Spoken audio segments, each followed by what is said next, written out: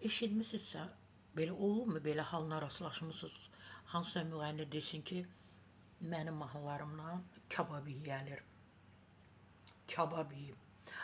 Hamı özünü tərifləyir, hamı super müğənni olduğunu deyir.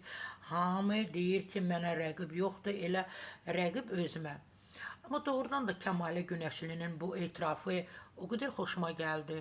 Kəmalə Günəşli deyib ki, bilmirəm hansı saytda oxudum, amma belə səmimi etirafı oldu da. Deyir ki, mahnılarımdan kabab iyi gəlir.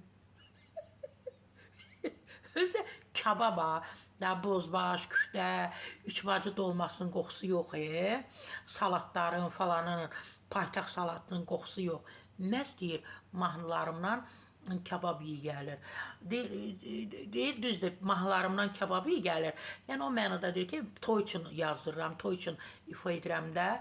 Amma deyir, bu kabab iyi verən mahnılarım var. Mən ifa edəndə qalışdıqlı kişilər də məhz mənim ifa etdiyim mahnılarının belə sədaları altında rəqs edir. Kəmalə xanım, sizi o qədər sevdim bu kabab söhbətinə görə. Ən cəsarətli müğənni sizsiniz.